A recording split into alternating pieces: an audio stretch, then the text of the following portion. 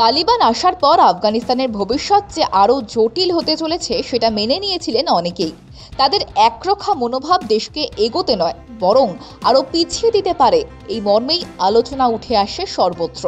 বিশ্বের বেশ কিছু দেশ তালিবানের আফগানিস্তান চালানোর বিষয়টা ঠিক হজম করতে না পারায় তাদের সেভাবে মান্যতা দেওয়া হয়নি। আবার কিছু দেশ ওয়েট অ্যান্ড ওয়াচ পলিসি নেয়। তারপর অবশ্য আফগানিস্তানের প্রশাসনিক কাজকর্ম কিভাবে চালানো সম্ভব সেই নিয়ে বহু কথা উঠে আসে জল্পনায়। তারপর আফগানিস্তান নিজেকে ধীরে ধীরে বদলাতে শুরু করে, এক পা করে এগোতে শুরু করলেও এখন আবার হোঁচট।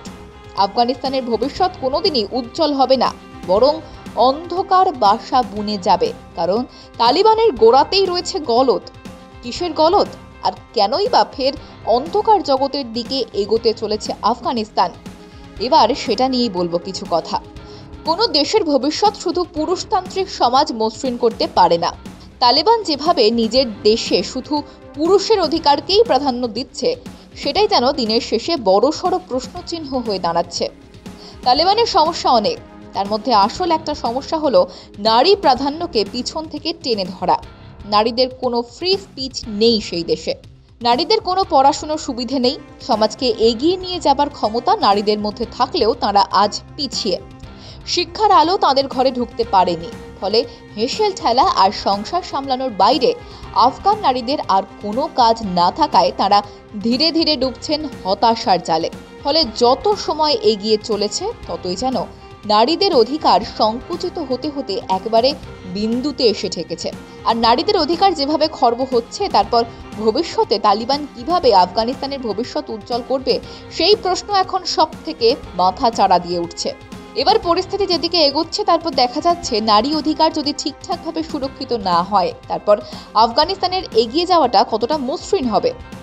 রাষ্ট্রপুঞ্জ এই প্রশ্ন ইতিমধ্যেই তুলে ধরেছে। সেখানে বলা হয়েছে তালেবান যেভাবে প্রশাসন চালানোর চেষ্টা চালাচ্ছে, তাতে দেখা যাচ্ছে নারী অধিকার এবং নারী সুরক্ষার পথ দিনে দিনে সংকুচিত হবার কারণেই আফগানিস্তান মানবিল মূলধন অরক্ষিত হয়ে পড়েছে। দেশের ভবিষ্যৎ একেবারে অন্ধকারে। রাষ্ট্রপুঞ্জের অনেকেই বলছেন আফগানিস্তান আন্তর্জাতিক স্তরে উন্নয়নের স্রোতে ভাসতে পারছে না, কারণ তাদের আইন এতটাই গোড়ামির জায়গায় পৌঁছে যাচ্ছে যে সেই দেশের কোনো নারীরাই অগ্রগতির পথ তৈরি করতে পারছেন না। সর্বক্ষণ একটা ভয় তাদের মধ্যে তারা করে বেড়াচ্ছে। আর নারীদের অধিকার যদি ক্রমশ কমে আসে, নারীদের মধ্যে যদি শিক্ষার আলো না পৌঁছয়, তাহলে আফগানিস্তানের অবনতি যে হবেই সেটা নতুন করে বলে দিতে হবে কি? ভেবেই দেখুন না, যে আফগানিস্তান তালেবান প্রশাসন আসার পরে নিজের দেশের কারেন্সি ভ্যালুকে বাড়াচ্ছিল, সেই দেশের ভবিষ্যৎ যে উজ্জ্বল হতে পারে এমন সম্ভাবনা রাখাই যায়। কিন্তু নারীদের পথ তারা পরিষ্কার না করলে, নারীদের মেধাকে সম্মান না দিলে ভবিষ্যতে আরও তছনছ হতে পারে আফগানিস্তানের আভ্যন্তরীণ পরিস্থিতি। তখন তালেবান সরকার কি করবে? এই প্রশ্নই উঠছে এখন চারপাশে।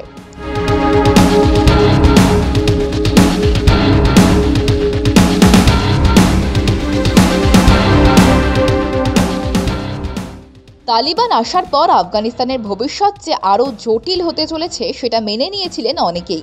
তাদের একরোখা মনোভাব দেশকে এগোতে নয় বরং আরও পিছিয়ে দিতে পারে, এই মর্মেই আলোচনা উঠে আসে সর্বত্র। বিশ্বের বেশ কিছু দেশ তালিবানের আফগানিস্তান চালানোর বিষয়টা ঠিক হজম করতে না পারায় তাদের সেভাবে মান্যতা দেওয়া হয়নি। আবার কিছু দেশ ওয়েট অ্যান্ড ওয়াচ পলিসি নেয়। তারপর অবশ্য আফগানিস্তানের প্রশাসনিক কাজকর্ম কিভাবে চালানো সম্ভব সেই নিয়ে বহু কথা উঠে আসে জল্পনায়। তারপর আফগানিস্তান নিজেকে ধীরে ধীরে বদলাতে শুরু করে, এক পা করে এগোতে শুরু করলেও এখন আবার হোঁচট। আফগানিস্তানের ভবিষ্যৎ কোনোদিনই উজ্জ্বল হবে না, বরং অন্ধকার বাসা বুনে যাবে। কারণ তালিবানের গোড়াতেই রয়েছে গলদ।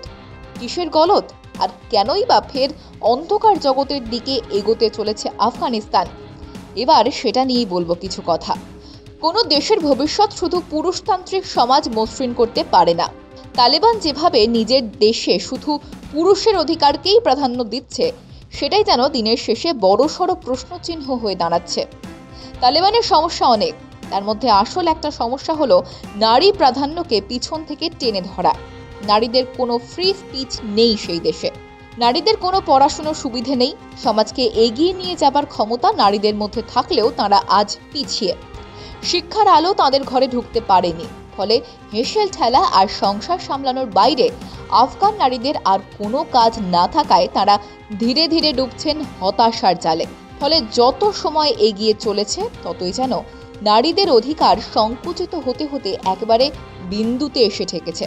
আর নারীদের অধিকার যেভাবে খর্ব হচ্ছে, তারপর ভবিষ্যতে তালিবান কিভাবে আফগানিস্তানের ভবিষ্যৎ উজ্জ্বল করবে, সেই প্রশ্ন এখন সব থেকে মাথা চাড়া দিয়ে উঠছে। এবার পরিস্থিতি যেদিকে এগোচ্ছে, তারপর দেখা যাচ্ছে নারী অধিকার যদি ঠিকঠাকভাবে সুরক্ষিত না হয়, তারপর আফগানিস্তানের এগিয়ে যাওয়াটা কতটা মসৃণ হবে। রাষ্ট্রপুঞ্জ এই প্রশ্ন ইতিমধ্যেই তুলে ধরেছে। সেখানে বলা হয়েছে, তালেবান যেভাবে প্রশাসন চালানোর চেষ্টা চালাচ্ছে তাতে দেখা যাচ্ছে নারী অধিকার এবং নারী সুরক্ষার পথ দিনে দিনে সংকুচিত হবার কারণেই আফগানিস্তান মানবিল মূলধন অরক্ষিত হয়ে পড়েছে। দেশের ভবিষ্যৎ একেবারে অন্ধকারে।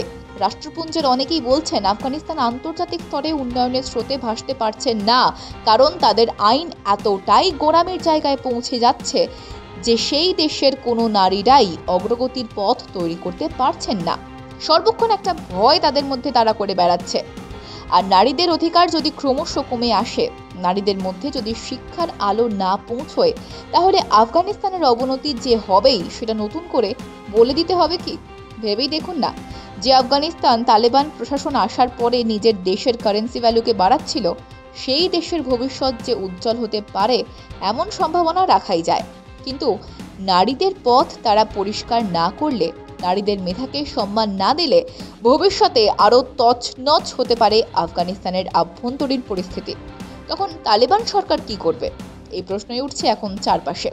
বিশ্বের বেশ কিছু দেশ তালিবানের আফগানিস্তান চালানোর বিষয়টা ঠিক হজম করতে না পারায় তাদের সেভাবে মান্যতা দেওয়া হয়নি। আবার কিছু দেশ ওয়েট অ্যান্ড ওয়াচ পলিসি নেয়। তারপর অবশ্য আফগানিস্তানের প্রশাসনিক কাজকর্ম কিভাবে চালানো সম্ভব সেই নিয়ে বহু কথা উঠে আসে জল্পনায়। তারপর আফগানিস্তান নিজেকে ধীরে ধীরে বদলাতে শুরু করে।